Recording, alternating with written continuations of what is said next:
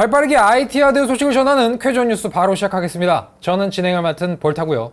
반박시 여러분 말이 맞습니다. 네, 첫 번째 뉴스입니다. AMD 라이젠 7000 시리즈 추가 정보 공개. 2022 컴퓨팅스 키노트에서 AMD의 CEO 리사수 박사가 드디어 차세대 라이젠 젠4에 대한 추가 정보를 공개했습니다. CES에서 발표된 정보를 제외하고 이번에 새롭게 밝혀진 내용들만 정리해 보자면요.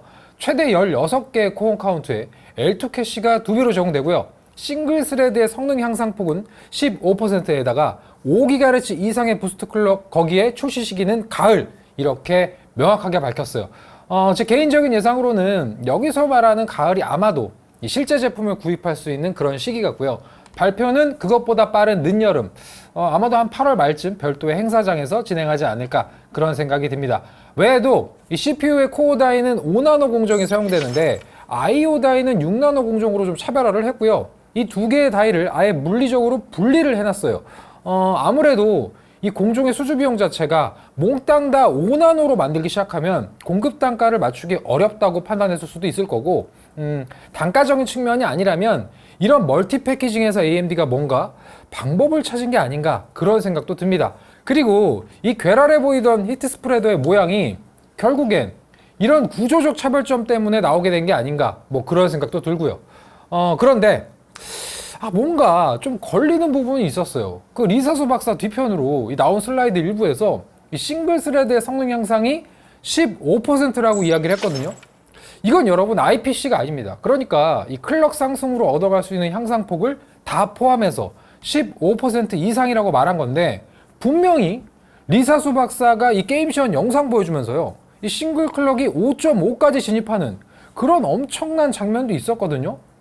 아니 근데 클럭이 이렇게까지 올랐는데 말이죠, 그걸 다 더해서 15% 이상이라고 말하는 건 뭔가 앞뒤가 맞질 않습니다. 새로운 젠4 아키텍처로 인해서 올라간 성능도 분명히 있을 텐데, 지금 이 15%는요 클럭 게임만 따져도 충분히 나올 수 있는 수치거든요.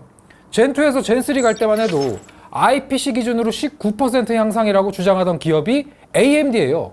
기존에 넘버링 바뀔 때마다 항상 AMD의 척도는 IPC의 기준이었습니다. 근데 이번에 IPC도 아니고 올라간 클럭 포함한 싱글 스레드 향상이 겨우 15% 이상?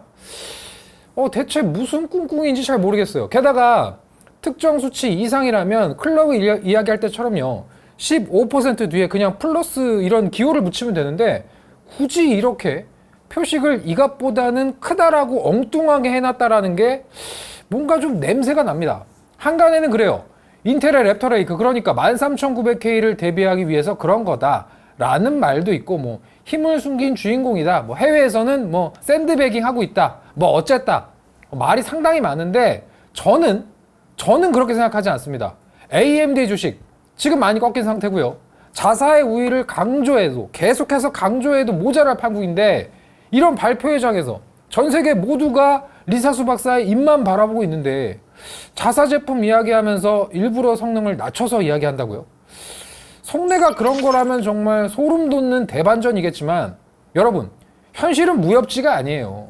그럴 확률이, 가능성이 아예 없다고는 볼 수 없지만 상당히 낮습니다. 뭐 몇 달 뒤면 젠4의 실체가 공개될 거고, 지금 나온 수치로는 젠4가 아니라 사실 젠3 플러스 수준의 성능 향상이라 솔직히 기대 이하고요.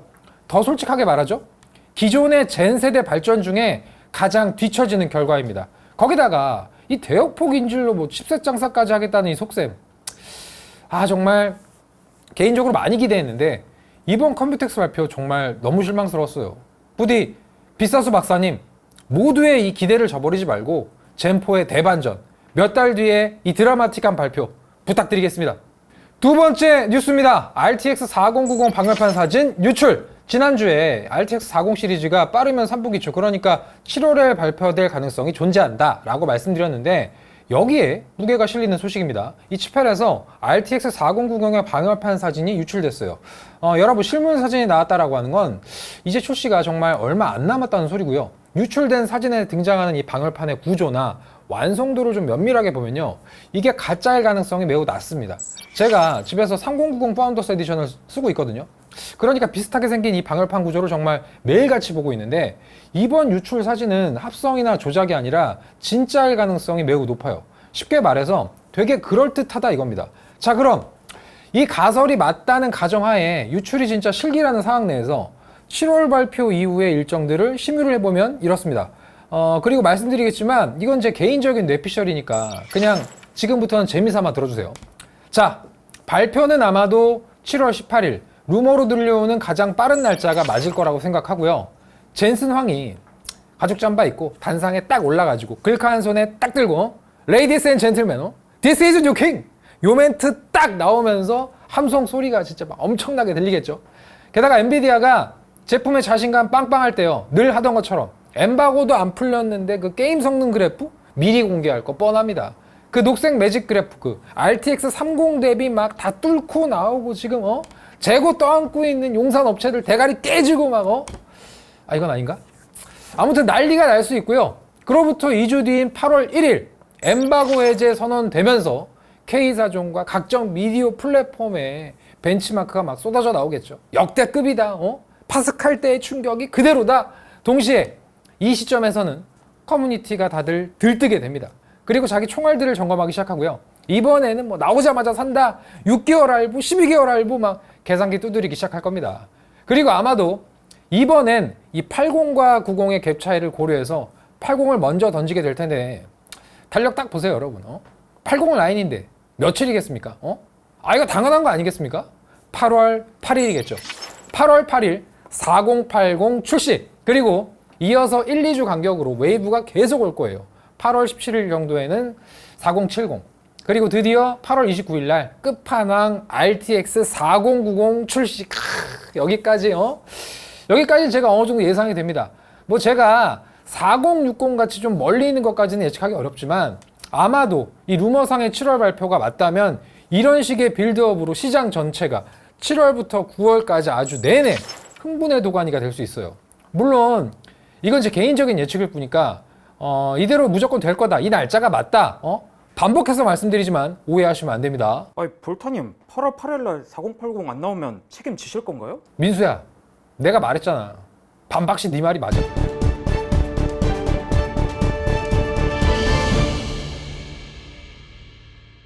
세 번째 뉴스입니다. 어페이서와 자닥 PCI 5.0 SSD 공개. 드디어 PCI 4.0을 뛰어넘는 일반 소비자용 SSD가 등장했습니다. 아마 이 영상 보시는 분들 중에 PCI 4.0 SSD 쓰시는 분들도 별로 없을 텐데 거의 뭐 광속 점프 수준이에요. 5.0 SSD가 벌써 나왔습니다. 공개한 브랜드가 어페이서랑 자닥이라는 곳인데 아마 국내에서도 좀 생소한 이름일 겁니다. 두 브랜드가 한국에 유통된 지 얼마 안 됐는데 진짜 마니아분들 제외하고는 정말 잘 모를 거예요. 어쨌든 공개된 성능이 정말 미쳤습니다. 읽기는 최대 13,000MB/s, 쓰기는 최대 12,000MB/s예요. 이게 얼마나 높은 수치냐면요, 한 4년 전만 해도요, 읽기 성능 3,000 정도 나오죠? 그러면 뭐 게시판에 개 좋네, 엄청나네, ADSL이 따로 없네, 뭐 이랬는데 이제 그냥 숫자 개수가 다릅니다. 삼성에서 나왔던 970 프로 기억하시죠? 당시에 나온 일반 소비자용 SSD 중에는 성능으로 정말 최고였어요. 따라잡을 수가 없었습니다. 그런데 지금 13,000이에요. 13,000. 진짜 기술의 발전이 어메이징합니다. 아무튼 공개된 제품들은 둘 다 방열판이 달려있는데요. 우리가 이 PCI 4.0으로 넘어오면서 이 컨트롤러의 발열이 3.0 때보다 제법 거세졌구나 라고 느껴졌거든요. 그런데 5.0은 이게 조금 더 심한 것 같아요. 아무래도 이 대역폭이 더 높아진 만큼 발열 역시 살짝 걱정이 되는데 다시금 SSD의 방열판이 기본 옵션처럼 동봉되는 시대가 오는 게 아닌가, 뭐 그런 생각이 듭니다. 그리고 그나저나 이 어페이서랑 자닥도 5.0 SSD 발표하고 있는데 삼성 뭐합니까 지금? 990 프로 대체 언제 나오는 거예요? 실내 SSD, 초격차 낸드, 삼성 어디 갔습니까? 뭐 맨날 커브드에 VA 패널 모니터나 만들고 말이야. 뭐요? 하이닉스도 있지 않냐고? 여러분, 걔들은 이번 달에 4.0 만든 애들인데 뭘 기대합니까? 아마 5.0 때도 제일 늦을걸요? 뭐 외계인의 SSD면 뭐 하냐고요. 경기 다 끝나면 나온.